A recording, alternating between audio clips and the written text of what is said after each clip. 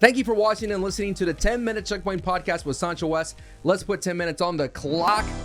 Kratos, the God of War, is coming to PC January 14, 2022. Another big dog, another PlayStation mascot joining the PC wave.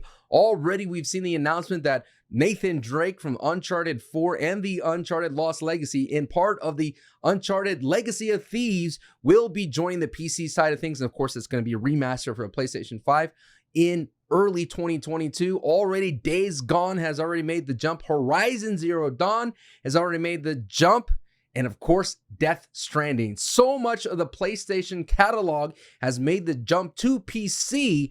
And I feel like a lot of the PlayStation diehard fans are overreacting. I just got to say this. I've been a PlayStation guy for the longest it's come, but I really do believe the days of console exclusivity are done. Finito, finish, and PC is going to be that bridge between. I doubt it. I highly doubt we're never going to get the days that a PlayStation mascot will appear on Xbox. Granted, besides Fortnite collaborations, those days are never going to happen. I will never see those mascots cross, those IPs cross. You never see Master Chief on it. You will never see Mario on PlayStation. You will never see Mario on the Xbox. You will see Mario on the big screen with Chris Pratt paying his voice. More on that later. The whole point about this entire podcast here is that I'm just going to let you know it is okay.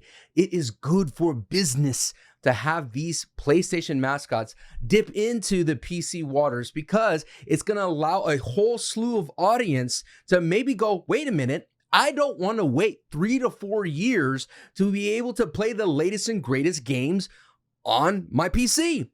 I will go ahead and buy a PlayStation 5 and go ahead and dip into that, dive right in, go all in, and become a PlayStation console. I really believe when it comes down to this whole entire thing, I know consoles are very expensive. I know PCs are very expensive. A lot of people out there are just one console only, one PC only. I totally get that. And at the same time, when you come to gamer budgets, they're spreading thin, considering that these consoles are so expensive. And then, of course, hard drive space is so limited when you got these latest and greatest next-gen video games taking a big dent out of those whole things. Looking at you, Warzone. I love you, but holy, gotta trim that data fat just a little bit. Let's go back to the topic at hand. Are PlayStation fans overreacting about this? I'll see a lot of discourse on the social medias considering that this is not good for PlayStation, that eventually people have seen that why buy a PlayStation when you could just hold out to get a PC? I already mentioned it. No one's going to want to wait 3 or 4 years to be able to get that next God of War 2. And if PlayStation could keep this up by releasing a console exclusive, a limited time frame, and then eventually releasing on PC, on Steam, or the Epic Game Store, I think that's great. Already, you've seen some great success for Days Gone, getting another revamp, another bump. A lot of people, after playing on PC, were wanting another Days Gone 2. Granted, Sony Ben will not be making a Days Gone 2. Already, you've seen some love for Death Stranding. Already, you've seen some great love for Horizon Zero Dawn. The whole goal for Sony is just to get their IP out there. And already you've seen Xbox laying the foundations for the same exact thing with the Gamer Pass.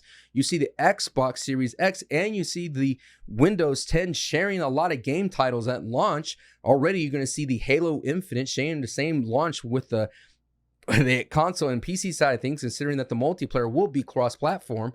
I, for one, don't see any problems with this, but I don't know. I'm just really trying to find a problem with this situation for 3 to 4 year old games to get a second life on PC. I'm really excited. If you see my reaction for Uncharted, it's currently on my Instagram. When they announced that the Uncharted series is coming to PC, I was elated. There is nothing like the excitement of playing with mouse and keyboard. I know I'm a controller player, I've been a controller player forever, but there's something about this excitement about playing with mouse and keyboard, a Nathan Drake adventure. Those clicking, shooting, clicking heads left and right with the mouse and keyboard sounds really dope, especially when you can get rid of motion blur. Thank you. You get rid of that 24 frames per second. Thank you. Give me that 60 frames juiciness and that Uncharted 4 adventure. I mean, I know there's not a lot of people that could experience it having those 60 frames, 120 frames. I know that the eye cannot see beyond 60 frames. I know the arguments against this hold these PC master race. And I know when it comes to the PC master race side, they get a little bit crazy in terms of this elitism. But at the end of the day, it's about the games. And PlayStation Studios, their home studios, their first party studios is the word I was looking for. They make some of the best games that have ever been created in the entire world of all time. And why not spread the love? And that just means there's only one big doggy waiting for that announcement. That's right. The biggest, most successful, the most decorated IP that PlayStation has in their back pocket. I've said this 1,000 times and I cannot wait for it to happen, and I've been waiting for this announcement. The Last of Us will have to eventually join the PC wave that Kratos and all the other slew of mascots are making the way. The parade is ready. We got the ticker tape. We have all the barriers, the barricades, the yellow rope. We got all the bands. We have everything ready for this announcement of The Last of Us coming to PC. Because, my goodness, it is going to be a great day to experience again the same thing. All the fidelity, the immersiveness. Just imagine what Naughty Dog, granted, Naughty Dog is not handling the ports, but imagine what Naughty Dog can do with the infinite power of the PC. That's what's so crazy to me. If you know about Naughty Dog's behind the scenes, they are magicians by getting a lot done with a very little. And I'm not saying one day that PC and PlayStation are going to be the exact same day released. I don't see that happening. But I'm just simply saying that you're going to see further upgrades and further patches or whatever, remasters, and just be understanding that even though Naughty Dog may not be behind those ports, but still they will have a little bit of say or a little bit of magic behind the whole thing. I guess at the end of the day, you can consider me a little bit selfish, okay? A little bit selfish. And why am I selfish? I really want the day, I'm hoping, that this will breathe a second life to Naughty Dog multiplayers. At the end of the day, that's what I'm excited for the most. If you had to interrogate me, you had to turn on the bright lights, you've had to ask me, Sancho, what's it really about, brother? It's about a second life when it comes to multiplayer. That these great elated multiplayer modes will have a second chance, a second set of eyes, an appreciative audience.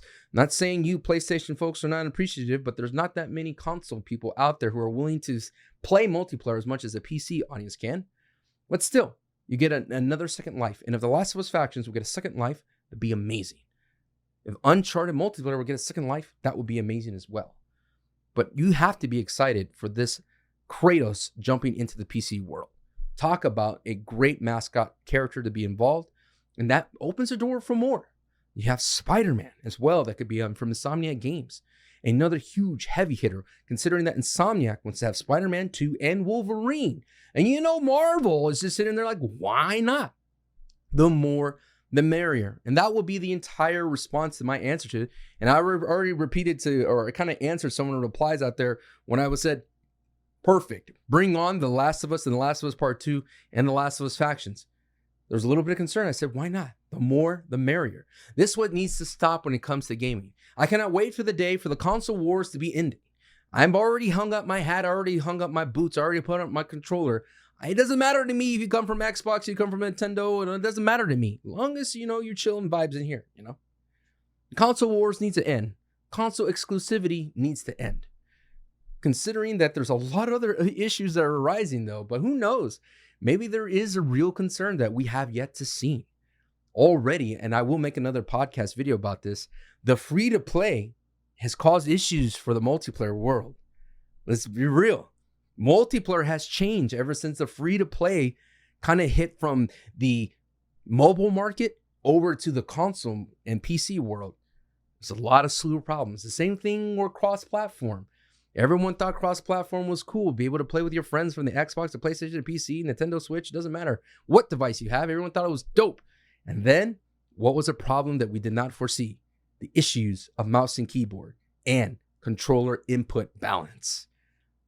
So, maybe we're not seeing, maybe I'm just like a little bit too close involved with this entire thing, considering that I do have a horse in the race when it comes to the thought or the last ditch effort for multiplayer to get resurrected. through these waves of PC. But at the end of the day, the more the merrier. And I cannot wait to see what other PlayStation titles makes the return. And if the greatest hits of PlayStation lore can make a emergence, that'd be amazing. And a lot of people are asking for Bloodborne. A lot of people are asking for all those Demon Souls types as well. So, hey, time to open up the vault. Let's get PlayStation back into the fold to PC. And who knows, maybe you can resurrect PlayStation All-Stars Battle Royale. Talk about a pipe dream. But thank you so much for tuning in. This has been the 10-Minute Checkpoint Podcast with Sanchowest. We're talking about movies, music, videos, wrestling, and sometimes sports, all within 10 minutes. If you like what you hear, if you like what you see, be sure to subscribe on YouTube. Of course, follow on all your favorite podcast services around the world. I'll see you on the next one. Peace.